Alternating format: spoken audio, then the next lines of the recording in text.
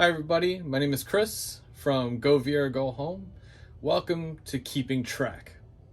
This month on Keeping Track, we'll be planting trees from Grand Central Scenery. We're going to go rail fanning in Quebec, and then we're going to stop by my local model railroad club here in Ottawa, Hotrak. All that and more coming up on Keeping Track.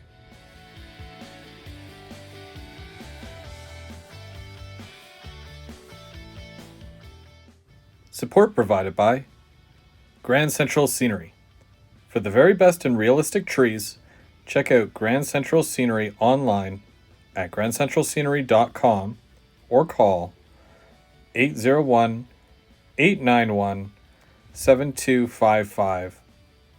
Since 1995, Grand Central Scenery has been the leader in fine handcrafted scenery and accessories. Additional support by Mini Prints. Visit miniprints.com and check out all the 3D printed detailing parts they offer. Take your layout to the next level of detail. That's miniprints.com. Use promo code MINIGVO to save 10% off your next order at miniprints.ca. Valid through December 31st.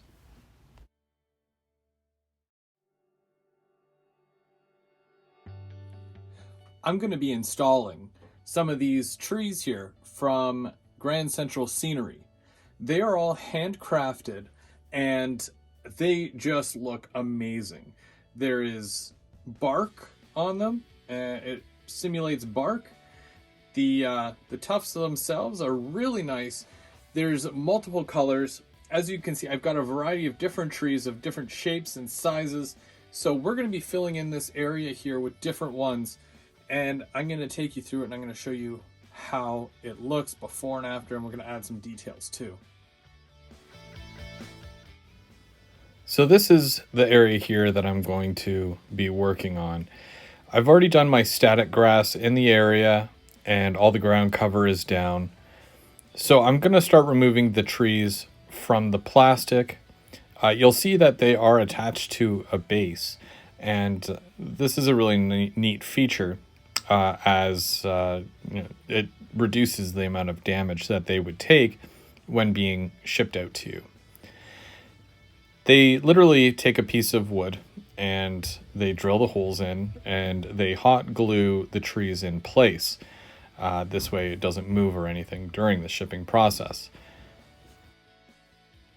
This is just how I'm going to be planting my trees.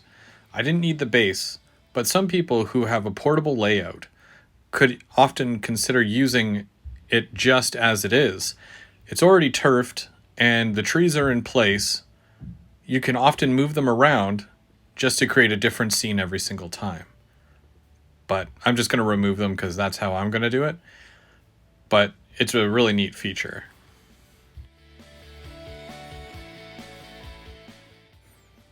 I start by pre-drilling holes that are a little bit smaller than the actual trunk of the tree.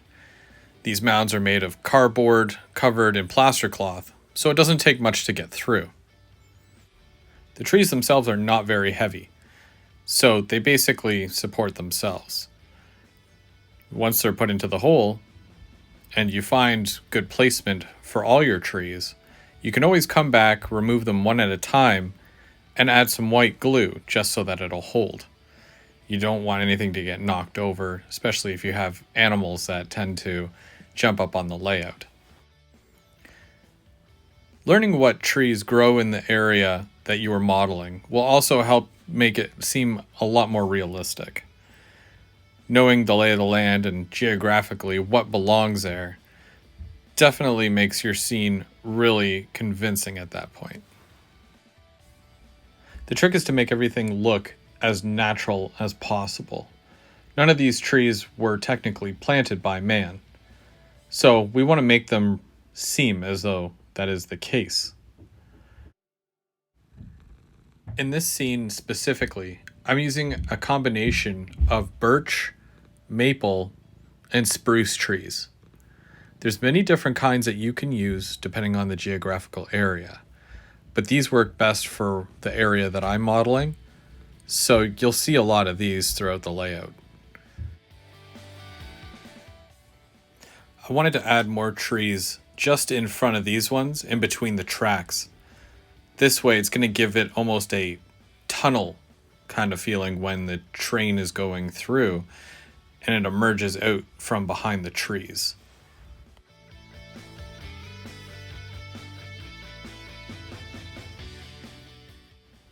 I had one more really tall tree that I wanted to add on this side of the station.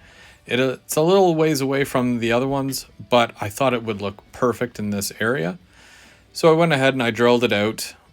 You'll see that I'm going to clean up my mess there with my little vacuum that I have. It might not get everything, but most of that gets covered up with the actual tree anyways, once it's put into place. Let's see how it looks with a train going through.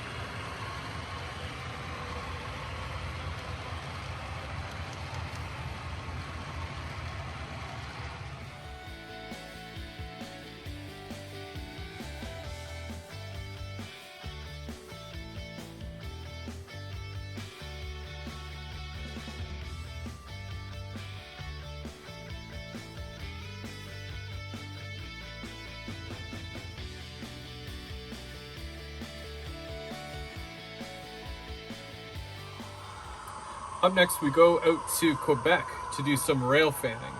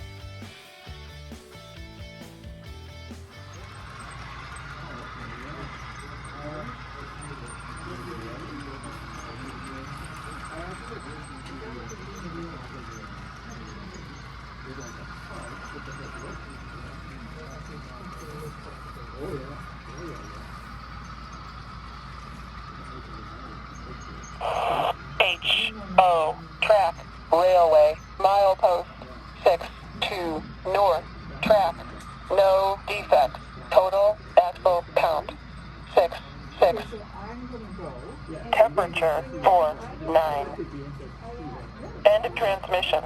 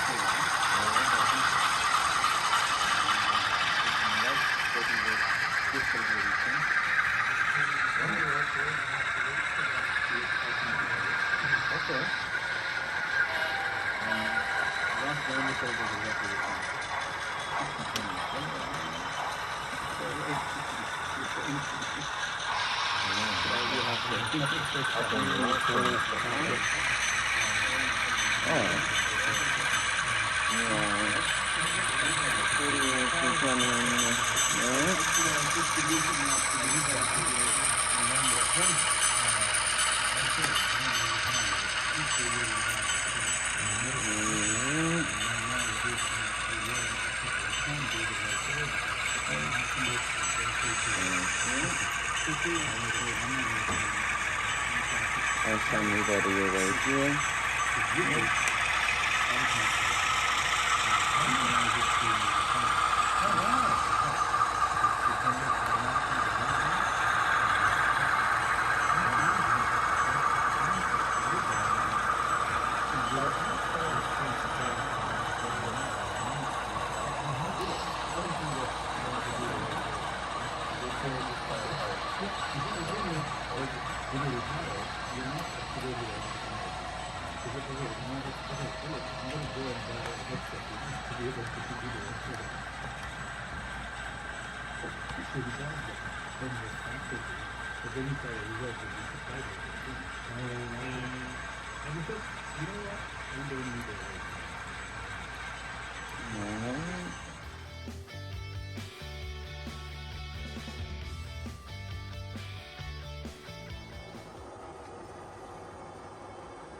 It's time for the layout of the month. Let's head out west to go see Main Line's layout.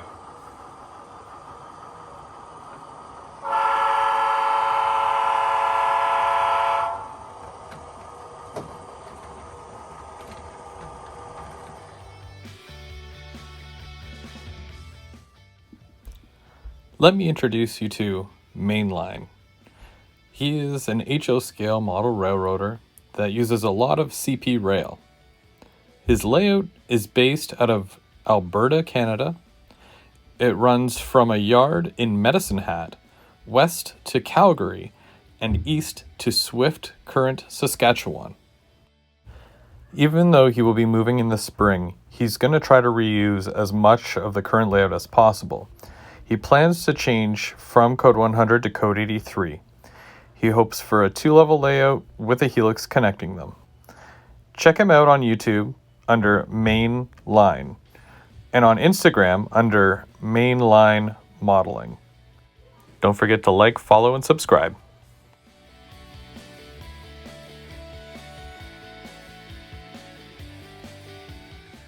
I'd like to thank everybody for watching. This has been Keeping Track. I've been your host, Chris, or Go Via Go Home. I'd like to thank my sponsors, Grand Central Scenery and Mini Prints from miniprints.com. Go check out that promo code, MINIGVO. It's going to be at the bottom of the screen there for you. And that's good right up until December 31st, and that'll save you 10% on your next order. We're all done. We're done here for the month. So, coming up next, GVO After Dark. It's a holiday special. Have a Merry Christmas to you and your family. We'll see you next month.